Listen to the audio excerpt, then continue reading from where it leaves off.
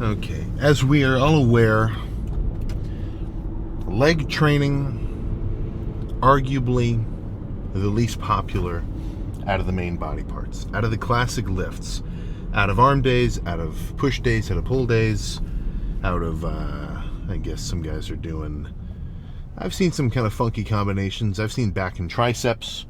I've seen chest and just shoulders. That's not too weird. That's just push day with no triceps.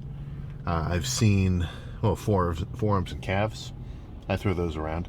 I almost think calves get more love than regular legs because the typical lifter is at least going to be covered up down to the knee. But he might think to himself, okay, well, come on. I'm not going to wear long pants only for the rest of my life. I guess I better work my calves just a little. Almost like... what's a good comparison of a situation there? I feel like hitting calves, it's almost like putting the fancy napkin down on your lap if you go out to eat. It's like, everybody else is doing it. I guess I'll do it a little.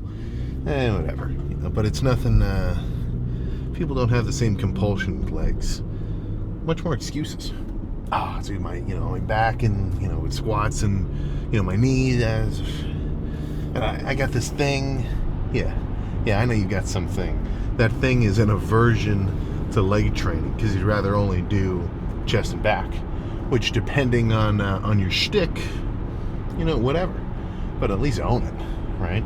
I mean, don't act like if somebody asks you, not you, but like I'm assuming we're talking to an avid leg skipper, like somebody who legitimately does not hit legs on like even monthly basis. And they're out there. It sucks. It's kind of hard for me to even really imagine. But you ask them why they don't hit legs, and you're like, oh, je ne sais quoi. They don't, like, shoot. Yeah, we know the reason, right? You don't want to. But what that kind of can loop around talk-wise, legs are kind of just hard, Any sort of training, if you really push it, is hard. But for the most part, upper body is just as cool as it is hard, right? Like that ratio is kind of 1-to-1. Like really pushing it on pull downs or curls or tricep push downs or like rows and bench, like you're going hard. It's still difficult, but it's got a little bit more of a coolness factor to the general public where it's like, yeah, this is hard, but I feel pretty cool. Let's say your gym has like a pec deck that's right up in front of a mirror, which is really where they should be, or at least near adjacent so that you can see yourself actually doing the reps. But legs, at least I think, as a whole, as a populace, just as hard, if not actually even a bit harder, and not so cool. Because not everybody wants to come into the gym wearing like, damn 3-inch or just 5-inch inseam shorts and like roll them up when you do leg extensions to really see their quads. Plus, it takes a minute to even get quads big enough that you can really see much definition in the first place while you're actually doing any working sets. I'm still one to cover up, but that's just because I like to sort of make the pump something to be revealed at the end of a lift, right? But it's, I guess I'm not exactly sure why, well, I know why. It's kind of hard, but having big legs is kind of cool. And if you can't kind of, get yourself amped up to train your legs that hard, at least think to yourself that, odds are everybody that you're looking up to, like not even, you don't have to be a massive bodybuilder fan. Like if you lift and you like lifting hard, you've watched all those damn Jay Cutler videos where he's got the towel on his forehead. You've watched all the Lee Priest sets and all the damn Tom Platz workouts and everything else. These guys all hit legs, so at least take that as a little bit of a maybe a path that's been sort of trodden down by the greats and follow suit. But what I was actually going to get into was when it comes to reps in reserve, right? What is my stance? And when I say that, I don't necessarily mean for everyone. Like there's one kind of training that I'm most concerned with. Guess whose training that is, right? It's mine. I'm not necessarily concerned with how anybody else does it as in like, trying to say if they're doing it right or say if they're doing it wrong. Like, I want muscular development style results, and as long as my training is putting me closer towards those results, then I'm cool. And I want to work it up and improve it over time as well. But that's kind of where my focus ends. Like, of course, we're going to get into all the back and forth, science-based, everything, whatever. But at the end of the day, well, it's just chatter, man. So when it comes to your actual lifts, as sort of a tip, like if somebody were to come up to me and ask me like what their training intensity should look like, and like what I would say, and especially for me, like there's a few different styles. But when it comes to regular working sets, and that's going to count as like, probably 70%, 75% of your workload. For the most part, I would say warm yourself up, obviously, get ready for whatever you're doing. Like let's say you got a chest day. You want to start with flat bench. You want to start with incline dumbbell. You want to start with whatever. Warm up, obviously get your rotator cuffs going. I always warm up my triceps, my shoulders, my chest, a little bit of my back to give myself a little better support system when I bench.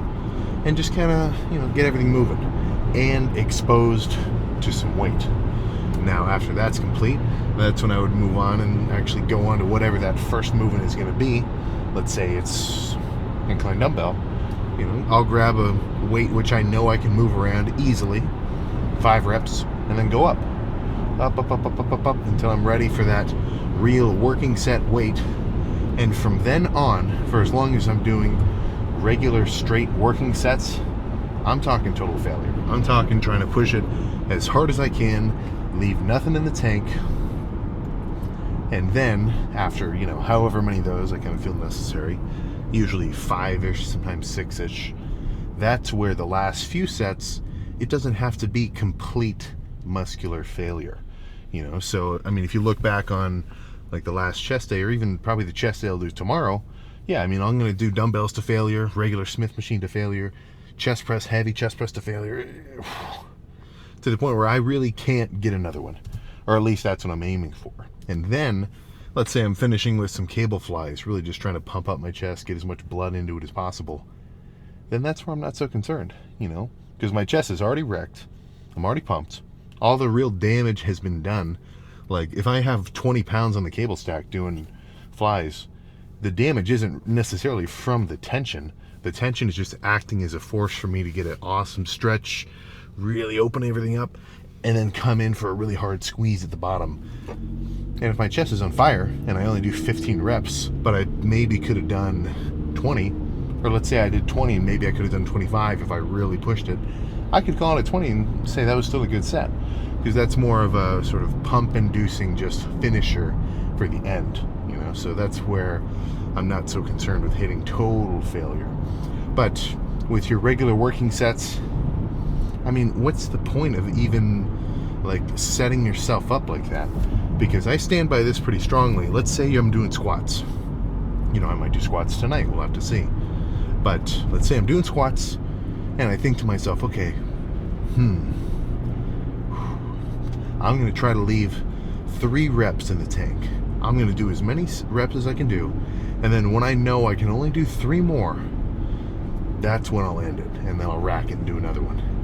But the idea of doing a set like that, or having those numbers in your mind, I feel like you don't really have 3 reps in reserve, because as amped up and hyped as I can get, let's say I hit failure at 10, I think muscularly, like if you attached electrodes to my quads and like control my body like cybernetically, I bet my quads were physically capable of doing like 2 more reps. It gets a little different when it comes to like 1 rep max singles, and let's say you're like a power lifter where you are trained to completely exert yourself to 100%, right? That's not the case with a 10 rep working set, so from what I can tell, it's almost like you're like if you've ever heard of how your muscles are sort of limited to a certain activation capacity by your mind so you don't hurt yourself, or like when people get huge strength outbursts when they have an adrenaline rush in like a life or death situation. From what I'm sort of surmising is the fact that you're not necessarily in that state would imply you already are leaving reps in reserve, because you're doing as much as you're physically capable of. So, I'm not usually thinking about it that deep, but for the most part, if I'm squatting heavy, if I'm benching heavy, if I'm curling heavy, if I'm doing whatever, even if it's not even that heavy and I'm just doing like a squeezing set, then whatever the constraint of that style of set is, I still want to take it as hard as I can, because I can guarantee anything less is just going to result in a scrappier workout. Now of course that's going to, well, if you train that hard every time, you're not going to be able to recover. Are you counting your macros? Are you sleeping more than 5 hours a night? Are you drinking freaking liters upon liters of water per day? Are you actually even trying to maximize your recovery? It's like a double-edged sword. It's a double-edged sword, though. So, there's almost two ways to look at it. It's like, are you trying to minimize the stress that you recover from, or should you maximize that stress while simultaneously maximizing your recovery ability, such that you can kind of keep pushing it back to back to back, with rest days included as necessary, right? So that's all I'm trying to get at. Go hard, but it's a kind of a gloomy 7:30, which I'm totally cool with. It's kind of a sort of matches the vibe. I really want to get in the zone. So hamstrings is hamstrings. It's whatever. I'm gonna get amped up. I'm gonna throw some weight around, but hamstrings never does it for me like crazy squats will. So we'll see. If I think squats are on the menu, then this workout may become much wilder than if it's just leg extension, some light leg press, and some sissy squats. But we'll just have to see, because that's something I won't really know 100% for sure until I actually get in there and get started. But let's do it. Let's change it up. Usually starting with some kind of hamstring curl. Then we flip it around. Start with a light RDL. There are machines that are this exact setup with like a platform and the two cables, which this is my RDL of choice by far. The only problem is I've only ever seen this machine once, or the one I'm imagining. Kind of a rare treat if you have one, I guess. But I guess there isn't a button. Let's just go run. No way.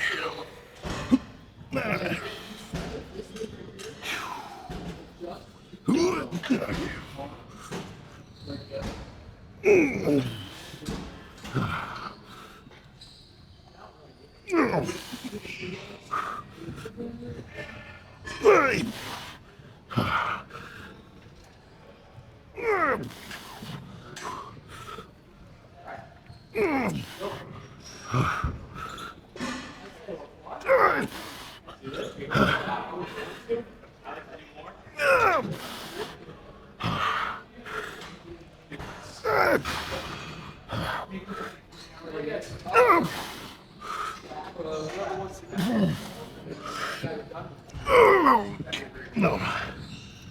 Oh, goodness. A few more. Probably two, I think.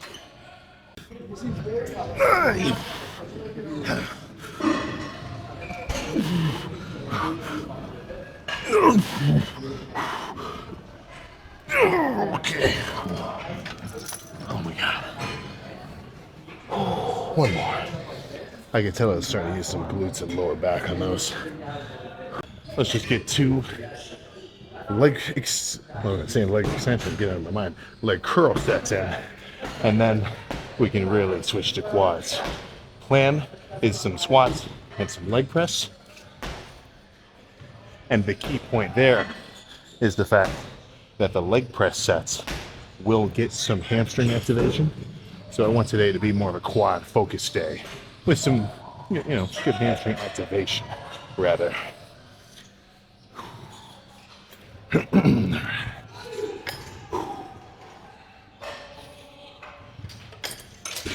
we go.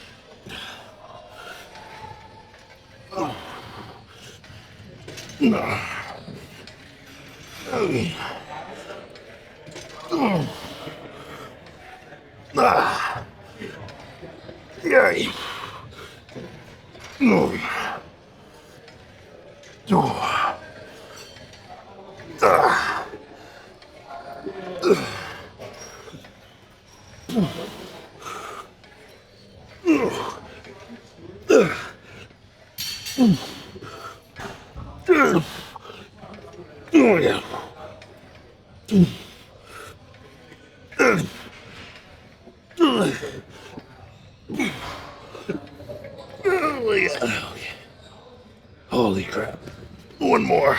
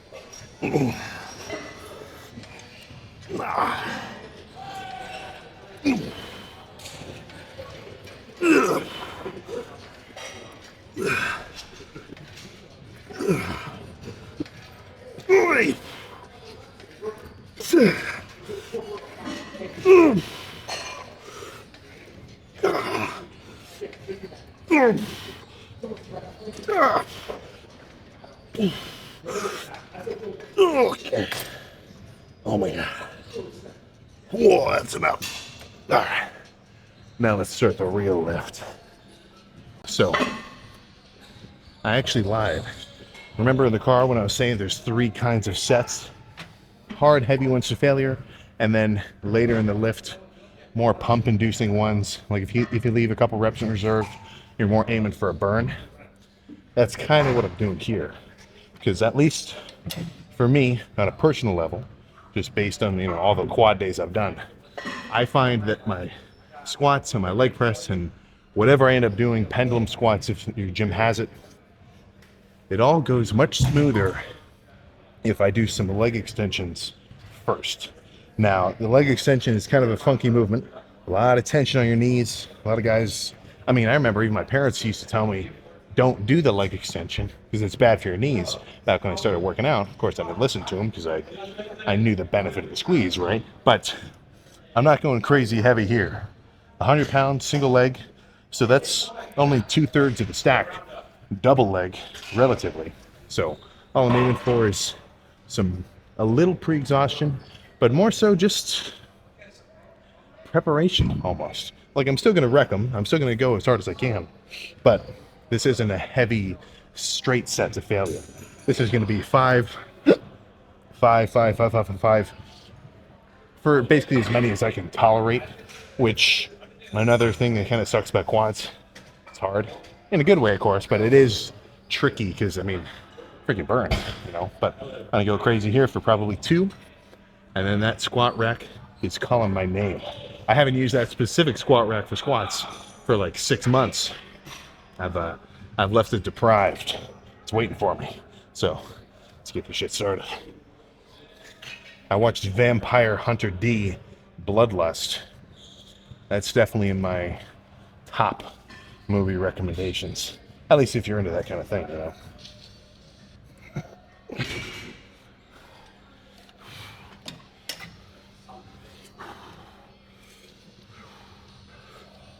Yeah.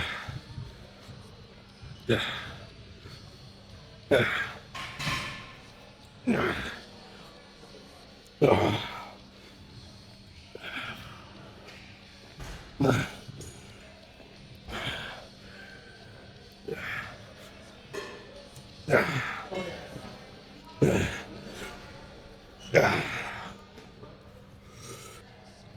No.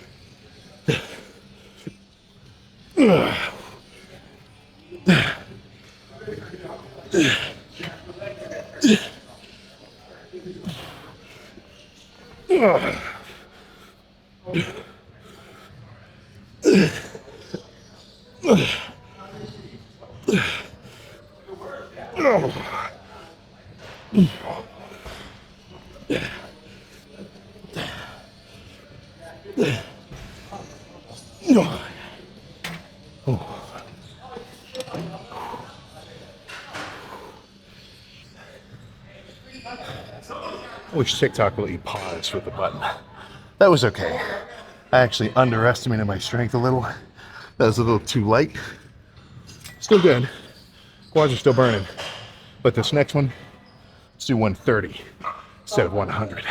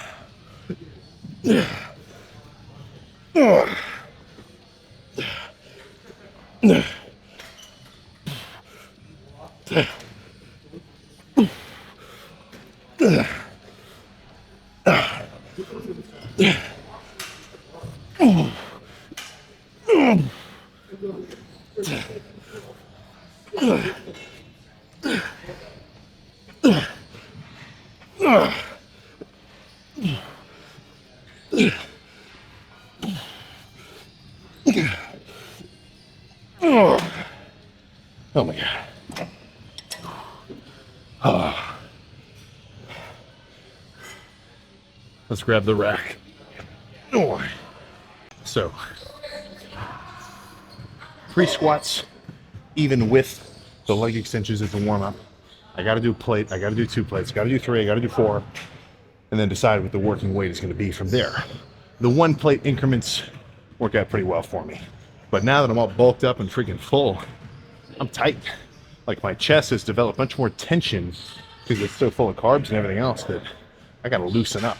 So before I can even grab the bar, I kind of have to sit here for a couple of minutes and like pull my shoulders out and get my chest loose.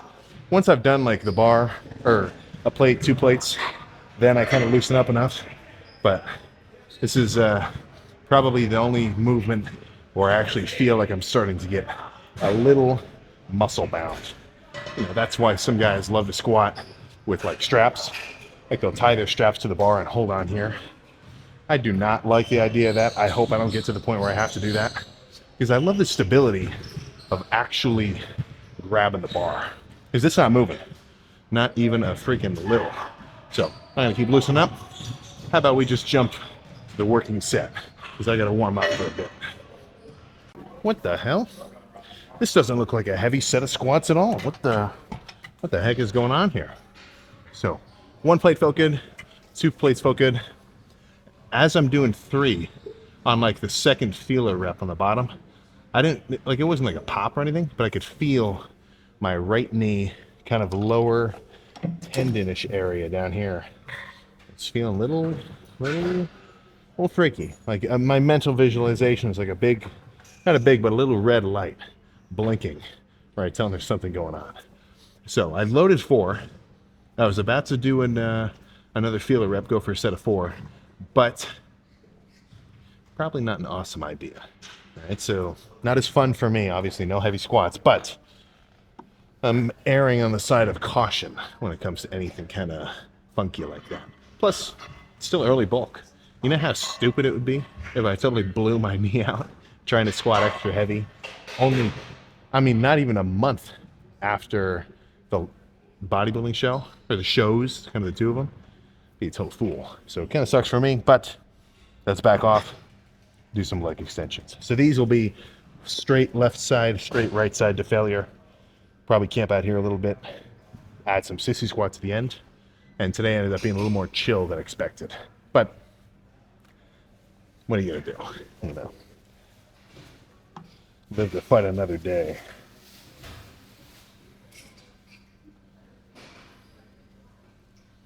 All right.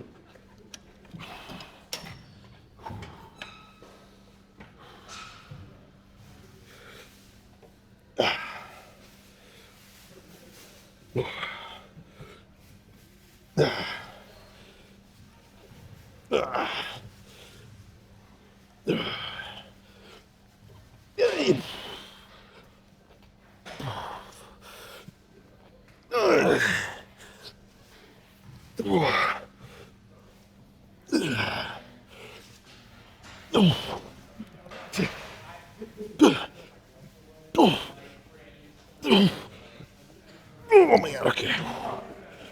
Oh, all right. Yeah.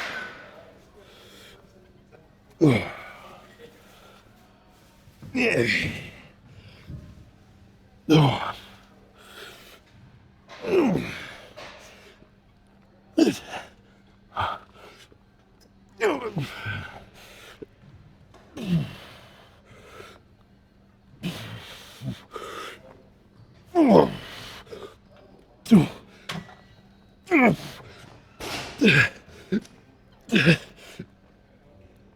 Okay. Oh my gosh. One more like that.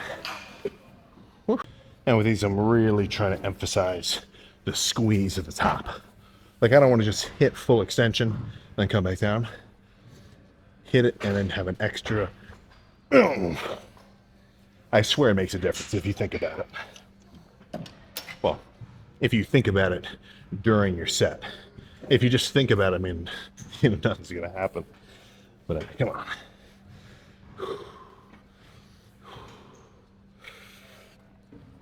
Oh.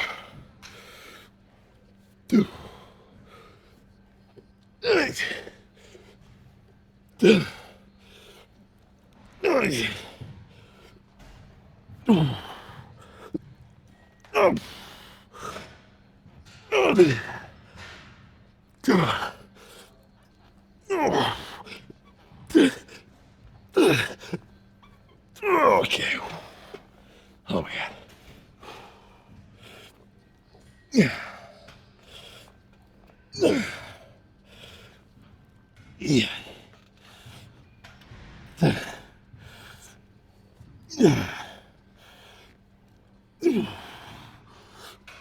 Oh.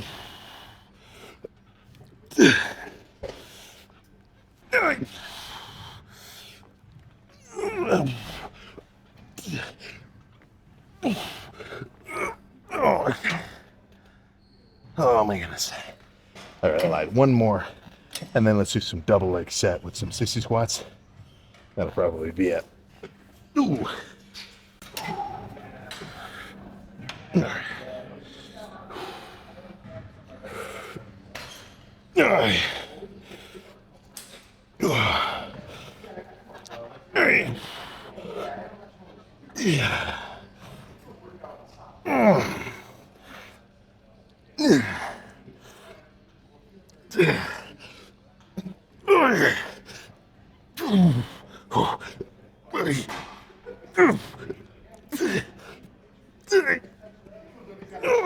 Okay, my gosh.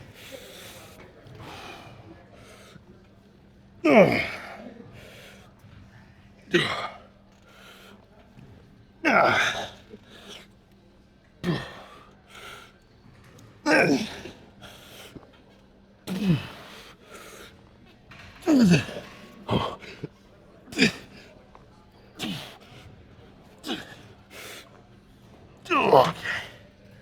Oh my gosh. All right. Time for some sissy squat action. And that'll be it for quads. Light squeezing double leg with an extra long second hold. Jump back, flip around, and start doing some sissy squats. Not too heavy either. 160 for both legs. All right. All right.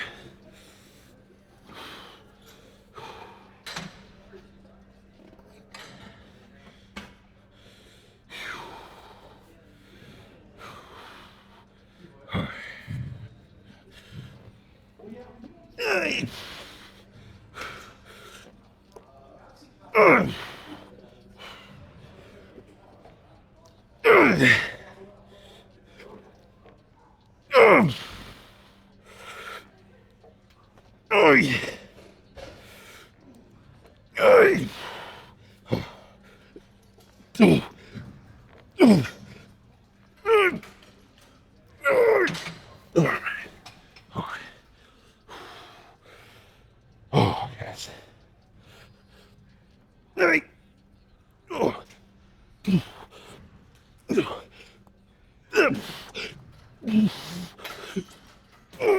Okay. Holy crap. Oh. Yeah, I think that's enough. There we go. All right. Did not wear shorts under the pants today. And it depends on the gym. But I'm not always going to just drop trowel and do the damn, black boxer brief pose down. There's a time and a place. The shirtless pose down is a little more classy. Pantsless, that's not for the YMCA. That's more for like a really grungy, more kind of hardcore gym, or somewhere, if you got like a little more of a private space. But either way, legs wrecked. Maybe legs stimulated is actually a better description, because it's not like I, loaded an insane amount of tension through them, but those squeezing reps were pretty good, so this was just a leg day that erred more so on the side of the spectrum of the light squeeze and kind of torturous style of sets. But they will begin to veer back over towards the heavier, nastier kind of sets in due time. In due freaking time. I wonder if going too heavy on that last leg day kind of messed with me. Because that was like a week ago. I was doing like 4-plate Smith squats for a couple sets and some machine leg press. I just need to get a little bit of time to come back from that. I get curious about the knee sleeves in terms of just like, kind of knee support. But then it's like, I don't know, because where's the bar of like using something as a tool versus kind of overusing it? Because the knee sleeves do give you a little bit of a strength boost, like they make it easier out of the hole. I don't know. I'll think about it. I will certainly think about it. But either way, a little more chill with hamstrings with just 4 sets, because I kind of, I guess maybe I should have gone back and done a little more hamstrings. But either way, I camped out on the adductor machine after leg extensions were finished with that last set of 60 squats. Did about 6-ish sets with the stack for like, I started doing 20 reps in the beginning, but by the end of it I could really only do like 12 or so. So that was kind of the finisher. But right now my legs are certainly taking up some extra space in my little pedal bay. So I'm sure by the end of this bulking phase I might actually start to feel a little cramped. I've done it before. I've had to move the steering wheel up a little bit so I could slip into the seat and then move it back down to my normal position after getting a really freaky quad pump, which is kind of what I'm freaking aiming for. So I think I better take some measurements. I think tomorrow I will take some measurements. I'm talking forearms, biceps, mid-thigh just standing, and calves. I think those are kind of the primary measurements I'm sort of aiming for. So that'll be in the morning, unpumped, anything, and then that'll be a little value that I can look over from month to month as this bulking phase progresses. and see what kind of data I can sort of finish off. And then morning weight still being tracked, but I did not weigh myself this morning. So I'm sure tomorrow I should weigh in at about 250, maybe 253, potentially 254, but probably 253, right? So steady increase from that 251, right, last week or so, and that is what I'm aiming for, right? Slow and steady, slow and freaking steady. So plan for tomorrow with chest. Well, how about we just save that for tomorrow? But post-workout meal, I think I'm not sure what I think. Sometimes I like doing a breakfast for dinner kind of thing. You know, dozen eggs, 4 pieces of toast, some butter, bowl of oatmeal. Might be a little late. Maybe I'll end up just doing rice and ground beef. That ends up being a bit more typical because it's so easy to eat. I mean, if you make, 100 grams, 120 grams of carbs worth of white rice, mixed with, half a pound of ground beef, as much as you need, and then add barbecue sauce and cheese to taste, get the whole thing kind of melted up together. That is, let's just say it sort of fulfills the few criteria that make up a very good bulking meal. It's dense, it's straight to the point. I would say that in terms of like overall food volume to carb ratio, the rice is definitely up there with anything else, like potatoes, oatmeal, ground beef, cream of wheat, like that sort of stuff. And when you add the barbecue sauce plus the cheese, you get the whole thing kind of mixed in together. It's very moist, right? So you're not going to sit here just... I mean, I've had like prepped meals before where the rice was super dry, the ground beef was kind of whatever, and it's like it just doesn't make me want to eat it, because that's half the battle with the bulking. Like as much of it, or as much value as it is to give the tip of like, what's a good bulking food? I'm trying to get past 200. I'm trying to get past a 225 bench. What should I be eating? As much value as it is to say like a specific just good meal, like something like 120 grams of carbs or rice, half a pound of ground beef, some barbecue sauce of your choice. Like as much as I could say that, I think it's almost a little bit more important, or just as important, to say eat meals you like. It's I guess it kind of depends on your experience in the kitchen. As soon as I started working out, I was I wasn't tracking all my macros, but I was really making sure I hit my protein values. So even 16, 17, first starting out high school, like I was cooking a ton of protein, eggs, ground beef, actually mainly eggs and ground beef, plus I'd just get like slabs of turkey from Costco that I'd kind of cut up into sort of 8-ounce kind of 8-ounce turkey breast steaks, but that was pretty much it, right? And of course, if you're eating for a specific purpose, those macros are going to kind of want to come first. Make sure you get 50 grams of protein a meal, or as many carbs and fats as you need. If you're dieting down, maybe don't overdo it. Leverage more of the protein for your like filling kind of foods. But second to that, right? Macros would come first, because you are eating this food for a purpose. Like you want to get a specific amount of carbs, fats, proteins, and everything else. And secondly to that, maybe even more important if you're a little bit pickier of an eater, even if you don't think you are, you got to make sure you're eating foods that you can actually eat and get down. Because I don't care how well you like write out a meal routine or a diet plan, or how well somebody writes a diet plan for you. Like let's say you pay a coach or something. If it's not foods that you really just can sit down and chow on, then the odds that you're going to actually stick to that diet, it sucks. That's why I'm always talking about the sleep and the hydration and the food when it comes to your training, and making sure you have like a good chunk of time to work out. Because every so often I don't mind like, oh shit, I've only got an hour, okay, let's make today a quick arm day, or today like a quick chest day, or whatever. Like make it like being a little bit rushed. Like it's not always a problem. But if every lift you have to focus on, like, okay, crap, it's crunch time, you're not going to have as much fun, because that's kind of a roadblock in the process of you actually doing what it is that you want to do. So when I'm talking about the rest and the recovery and the food and everything else and having a good time sort of set out in your day to work out, why I feel that's so important is because then once everything is in perfect working order, the likelihood that you're going to be able to perform to the degree that you want to, or maybe even perform higher than the higher than the degree that you think you're capable of, it increases fucking tremendously. You know, because everything is, I mean, it's like you wake up before your alarm, you feel perfectly rested, you gotta just, when everything's going your way, right, don't you just have a little extra pep in your step?